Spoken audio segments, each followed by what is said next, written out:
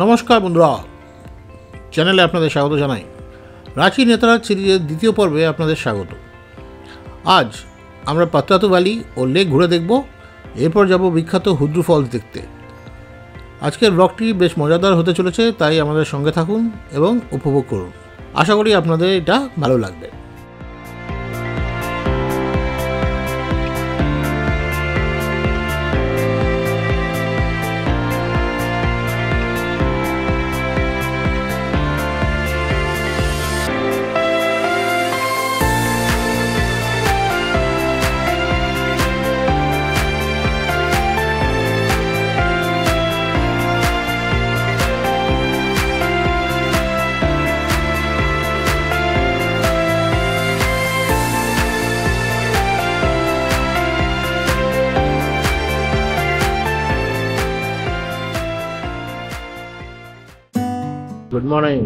Good morning from Ranchi. আজকে 17 জুলাই 2025। গতকাল আমরা কলকাতা থেকে সারাদিন গাড়ি চালিয়ে বিকেল 5টা নাগাদ রাঁচিতে পৌঁছাই। আর উঠেছি আমরা সোরাই ইন। দাঁড়িয়ে আছি হোটেলের ব্যালকনিতে, আর তার থেকে এই ভিউ। দূরে রাঁচি স্টেডিয়াম দেখা যাচ্ছে, ক্রিকেট স্টেডিয়াম। এর নিচে আমাদের সব গাড়ি পার্ক করা আছে।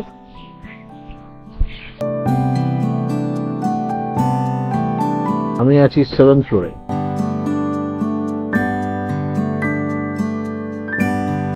এই হচ্ছে রাঁচির পরিস্থিতি। একটু মেঘ করে আছে। আজ আমাদের প্ল্যান হচ্ছে রাঁচি থেকে আমরা যাব Patratu valley, Patratu dam, Hundru falls আর জোনা ফলস। এটা দেখতে মোটামুটি সারাদিন কভার হয়ে যাবে।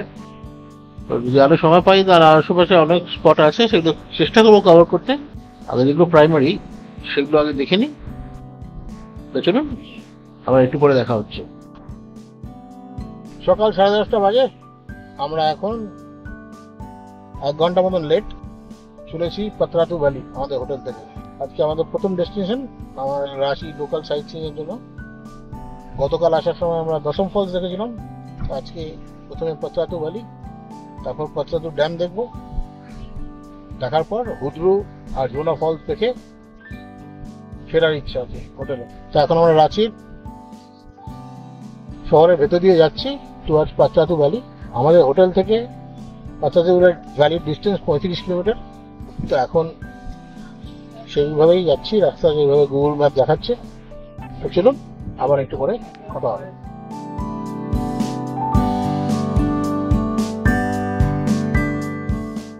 প্যাচালো পথ আর অসাধারণ দৃশ্য। আমরা এখন পাত্রাতু ভ্যালির দিকে যাচ্ছি। কি সুন্দর রাস্তা! এই দারুণ পিচের রাস্তা ধরে আমরা এগিয়ে চলেছি ভিউ পয়েন্টের দিকে। আঁকাবাঁকা পথ আর প্রতিটি বাঁক যেন রোমাঞ্চ আরও বাড়িয়ে দিচ্ছে। চারপাশে শুধু সবুজ আর পাহাড়ের সারি।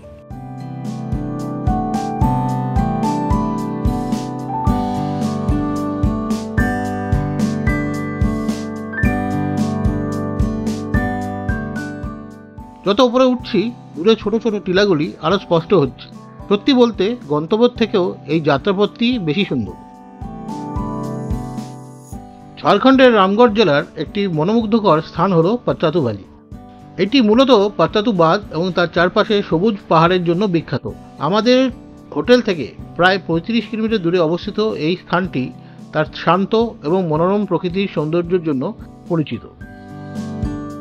পাত্রাতু উপত্যকাটি তার আঁকাবাঁকা রাস্তা এবং অপূর্ব দৃশ্য দিয়ে পর্যটকদের মুগ্ধ করে। রাস্তাটির দুপাশে সবুজ গাছপালা এবং ছোট বড় পাহাড়ে ঘেরা, যা যাত্রাপথটিকে আরও রোমাঞ্চকর করে তোলে। বিশেষ করে বর্ষাকালে এই অঞ্চলে সবুজ আরও প্রাণবন্ত হয়ে ওঠে, আর মেঘে ঢাকা পাহাড়ের দৃশ্য মনকে শান্ত করে তোলে।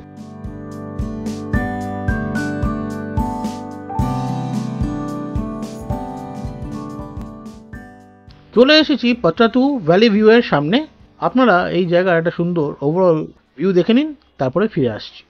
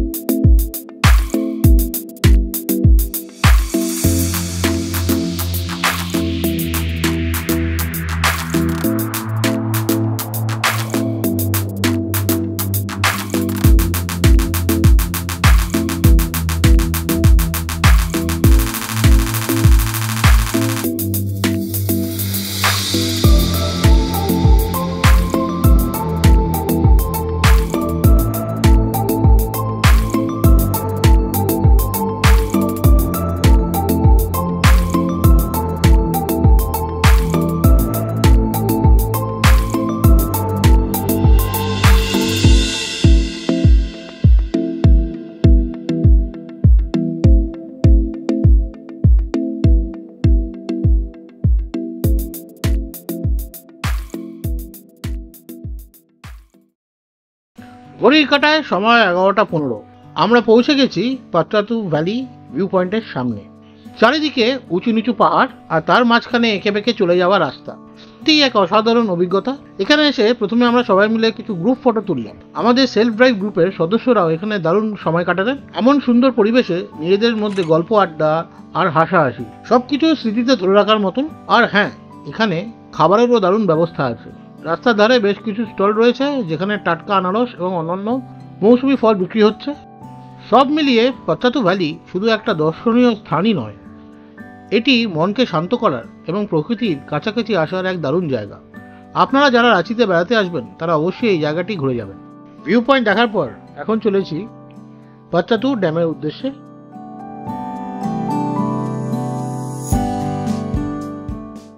গাড়ি লাগিয়ে দিয়েছি পাত্রাতু ড্যামের পার্কিংয়ে আর এক রাউন্ড ফটো সেশন। যদিও কিছু সদস্য এখনো মিসিং। লেকে ঢোকার এন্ট্রি পয়েন্টটা খুব সুন্দর। 20 টাকার টিকিট কেটে ভেতরে ঢুকতে হবে।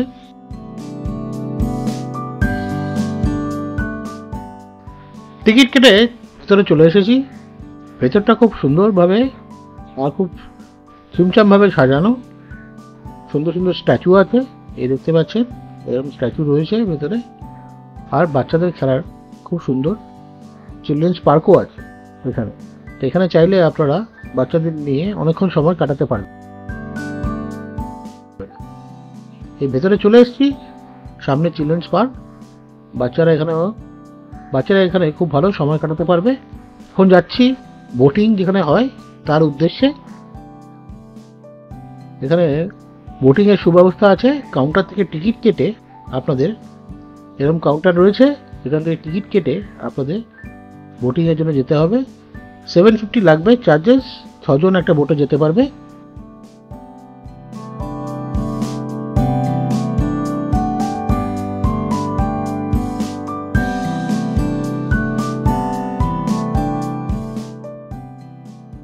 চলে এসেছি জেটির ওপর। এখান থেকে লেকের দারুণ ভিউ পাওয়া যাচ্ছে। দূরে একটা ছোট আইল্যান্ড আছে যেখানে বোটে করে নিয়ে যায়, মানে বোটে করে এক রাউন্ড ঘুরিয়ে দেয়। 6 জন ম্যাক্সিমাম একটা বোটে উঠতে পারে। আর আগেই বলেছি পার বোট চার্জ হচ্ছে 750 রুপিস। ম্যাক্সিমাম 1 থেকে 1.5 মিনিট ঘোরাবে, কেন স্পিড বোটে বেশিক্ষণ সময় লাগে না ওভারঅল ঘুরে আসতে। তা এখন আমাদের যাত্রীরা রেডি হচ্ছে যাওয়ার জন্য।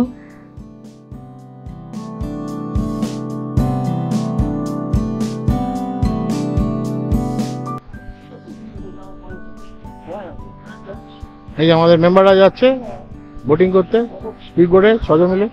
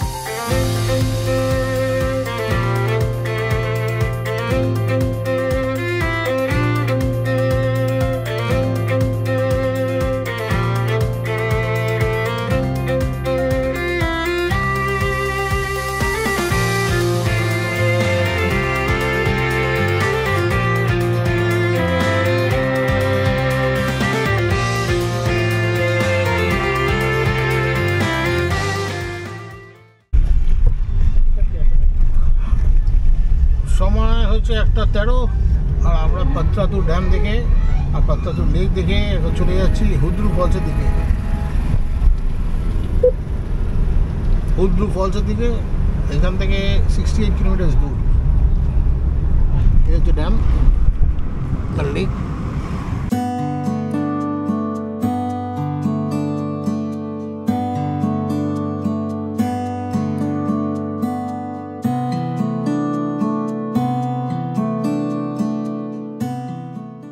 আমরা এখন পাত্রাতু ভ্যালি দেখে নেমে এসেছি প্লেন ল্যান্ডে আর যাচ্ছি টুয়ার্ডস হুদ্রু ফলস। বৃষ্টি নেমে গেছে, দারুণ লাগছে সবাই মিলে একসঙ্গে যেতে।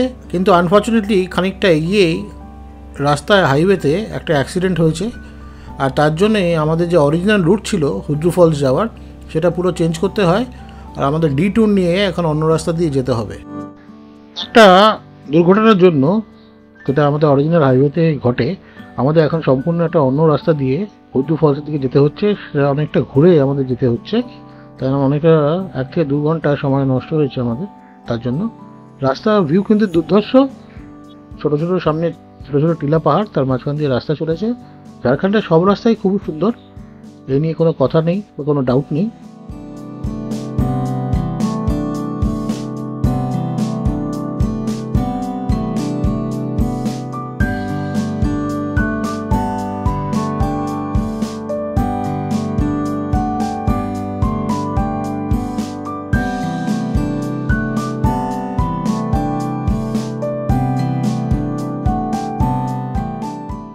যাওয়ার পথে আমাদের একটা লোকাল বাজার পড়লো, যাতে হরেক রকম জিনিস বিক্রি হচ্ছে, আর সাথে সামনে একটা সুন্দর মন্দিরও আছে।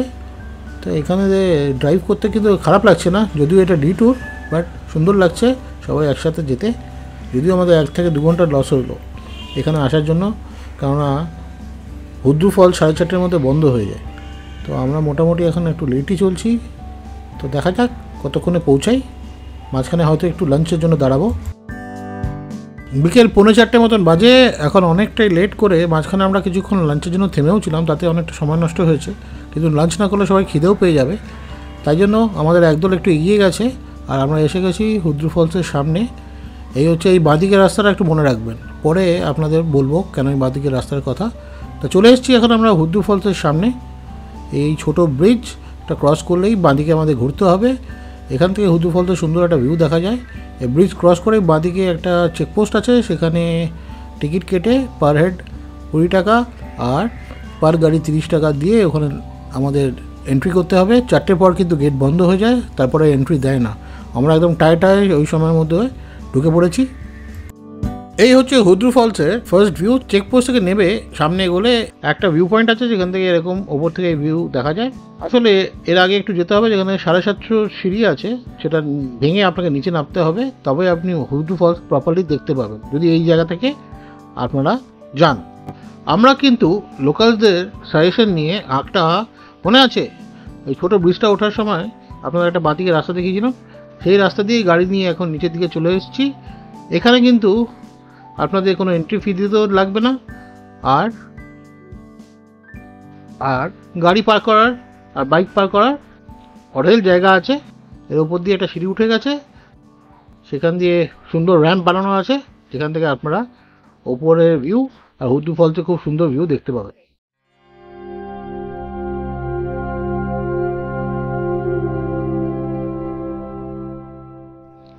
এই হলো হুদ্রু জলপ্রপাত, এই অঞ্চলের অন্যতম জনপ্রিয় এবং দর্শনীয় একটি স্থান। সুবর্ণরেখা নদীর এই জলপ্রপাতটি প্রকৃতির এক অনন্য উপহার, যা তার তীব্র স্রোত এবং মনোরম সৌন্দর্যের জন্য পরিচিত। প্রায় 320 ফুট উচ্চতা থেকে জল যখন পাথরের উপর আছড়ে পড়ে, তখন তার গর্জন এক রোমাঞ্চকর পরিবেশের সৃষ্টি করে। বর্ষাকালে জলপ্রপাতের জলধারা আরো শক্তিশালী ও প্রাণবন্ত হয়ে ওঠে। আমাদের কিছু মেম্বাররা এই 750 সিঁড়ি নিচে নেমে এই ভিউ পেয়েছিলেন, তারা আমাদের চেয়ে আরো ভালোভাবে দেখতে পেয়েছিলেন হুদ্রু ফলসকে আরো কাছ থেকে। অসাধারণ ভিউ। তো আমরা যা দেখেছিলাম তার চেয়েও অনেক ভালো ওনারা দেখেছিলেন, কিন্তু অনেক কষ্ট করে। এই এপিসোডটা এখানেই শেষ করছি। আশা করি আপনাদের এই ভিডিওটা ভালো লেগেছে। ভালো লাগলে লাইক, শেয়ার এবং কমেন্ট করে নিশ্চয়ই আমাকে জানাবেন। অনুরোধ করব চ্যানেলটিকে সাবস্ক্রাইব করতে। দেখা হবে খুব শীঘ্রই পরবর্তী এপিসোডের সঙ্গে। ততক্ষণের জন্য ভালো থাকবেন, সুস্থ থাকবেন। अलविदा।